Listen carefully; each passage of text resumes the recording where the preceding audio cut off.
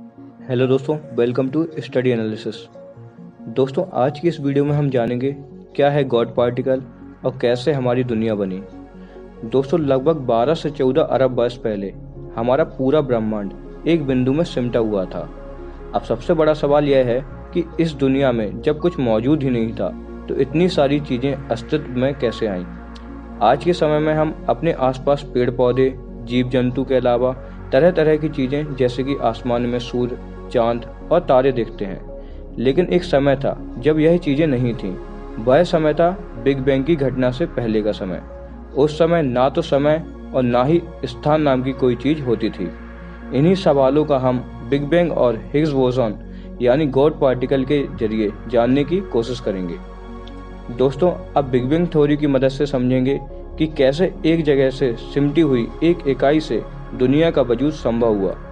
यह बात है 1927 की, जब जॉर्जिस लेमाइटर ने बिग बैंग के सिद्धांत का प्रस्ताव रखा था। 1929 में एडविन हबल नाम के वैज्ञानिक ने इस सिद्धांत का विश्लेषण और अध्ययन किया था। स्टीफन हॉकिंस ने इसे इस तरह समझाया कि करीब 15 अरब साल पहले पूरा ब्रह्मांड एक बिंदु के रूप में सिमटा हुआ था। या यूँ समझ लीजिए कि पूरी दुनिया की रचना जिन कणों और ऊर्जा के कारण संभव हुई वह एक छोटे से गेंद जैसी चीज में समाये हुए थे। फिर अचानक से एक घटना हुई और उस बिंदु में मौजूदा कण हर तरफ फैल गए। ये कण तेजी से एक दूसरे से दूर भागने लगे। इस घटना को ही बिग बैंग के नाम से जाना जाता है। वैसे बिग बैंग को कुछ लोग महाविस्फोटक समझ लेते हैं और कहते हैं कि एक महाविस्फोटक से दुनिया का जन्म हुआ, लेकिन यह सही नहीं है। हकीकत यह है कि अचानक ब्रह्मांड के सिमटे हुए एक बिंदु का विस्तार शुरू हो गया था, जो कि अब तक जारी है। दोस्तों, हमने बिग बैंग थ्योरी के बारे में तो समझ लिया, लेकिन अब बात कहते हैं हिग्स बोसॉन की, जिसको हम गॉड पार्टिकल के नाम से भी जानते हैं। दुनिया में मौजूद सभी चीज़ों का निर्माण कणों से मिलकर हुआ है। कह सकते हैं कि हमारे ब्रह्मांड में मौजूद सभी चीज़ें एटम से मिलकर बनी हैं। एक एटम इलेक्ट्रॉन, न्यूट्रॉन और प्रोटॉन नाम के 3 कणों से मिलकर बना होता है। ये कण भी सब एटॉमिक पार्टिकल से मिलकर बने होते हैं, जिनको क्वार्क कहा जाता है। इन कणों का द्रव्यमान अब तक रहस्य बना रहा है।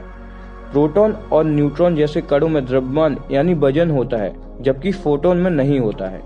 यह एक गुत्थी थी कि आखिर कुछ कणों में वजन होता है जबकि कुछ में नहीं। आखिर ऐसा क्यों होता है? इस गुत्थी को पीटर हिग्स और 5 अन्य वैज्ञानिक ने साल 2012 में सुलझाने की कोशिश की। उन्होंने हिग्स बोसॉन का सिद्धांत दिया। उनके सिद्धांत के मुताबिक बिग बैंग के तुरंत बाद किसी भी कण में कोई वजन नहीं था। जब ब्रह्मांड ठंडा हुआ और तापमान एक निश्चित सीमा के नीचे गिरता चला गया, तो शक्ति की एक फील्ड पूरे ब्रह्मांड में बनती चली गई। उस फील्ड के अंदर बल था और उसे हिग्स फील्ड के नाम से जाना गया। उन फील्ड्स के बीच में कुछ कण थे जिनको पीटर हिग्स के सम्मान में हिग्स बोसॉन के नाम से जाना गया। इसे ही गॉड पार्टिकल कहा जाता है। उस सिद्धांत के मुताबिक जब कोई कण हिग्स फील्ड के प्रभाव में आता है तो हिग्स बोसॉन के माध्यम से उसमें वजन आ जाता है। जो कण सबसे ज्यादा प्रभाव में आता है उसमें सबसे ज्यादा वजन होता है, और जो प्रभाव में नहीं आता है उसमें वजन नहीं होता है।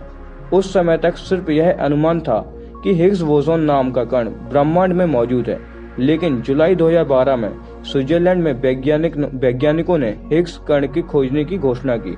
साल 2012 में सैन्य प्रयोगशाला में लार्ज हैड्रॉन कोलाइजर में इसे खोजा गया था। इस मशीन में अणु परमाणु को बहुत तेज गति से, लगभग प्रकाश की गति से टारगेट के साथ टकराया जाता है। इसी वजह से अणु में रह रहे कण उससे अलग हो जाते हैं, लेकिन यह अलग किए कण ज्यादा समय तक अकेले नहीं रह सकते, क्योंकि वह अस्थायी होते हैं।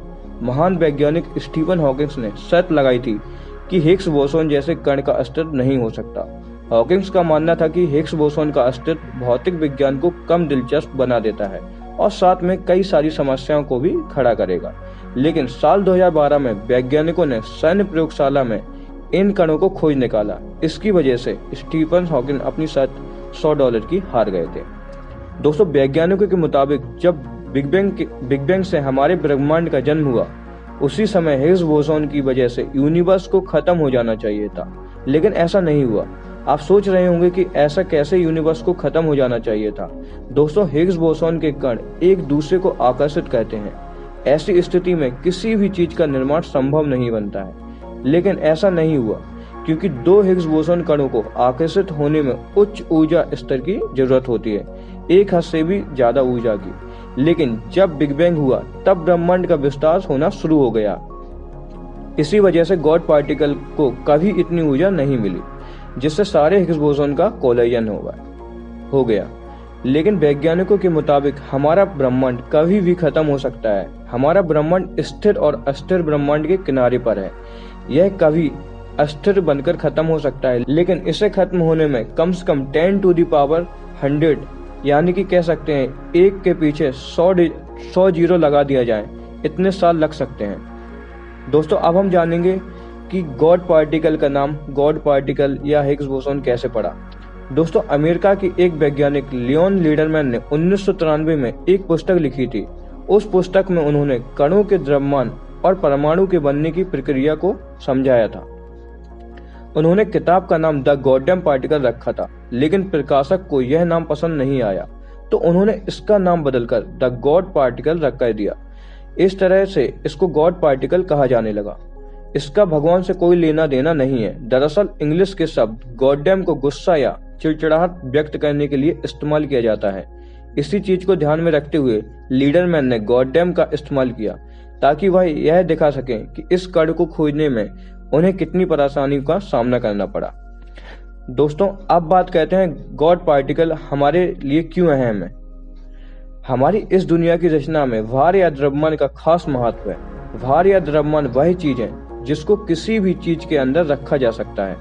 अगर कोई चीज खाली रहेगी तो उसके परमाणु अंदर ही घूमते रहेंगे और आपस में जुड़ेंगे नहीं। जब परमाणु आपस में जुड़ेंगे नहीं तो कोई चीज नहीं बनेगी। जब भार आता है तो कण एक दूसरे से जुड़ता है, जिससे चीजें बनती हैं। ऐसा मानना है कि इन कणों के आपस में जुड़ने से ही चांद, तारे, आकाशगंगा और हमारे ब्रह्मांड की अन्य चीजों का निर्माण हुआ। अगर कण आपस में नहीं मिलते तो इन चीजों का अस्तित्व नहीं होता, और कणों को आपस में मिलाने के लिए भार जरूरी है। दोस्तों, एक वैज्ञानिक ने एक वाक्य लिखा था, अगर हिग्स बोसोन नहीं होते तो द्रव्यमान नहीं होता, और द्रव्यमान नहीं होता तो हम न होते, और यह ब्रह्मांड भी नहीं होता। दोस्तों, आज की वीडियो में बस इतना ही। मिलते हैं अगली वीडियो में। Thank you so much.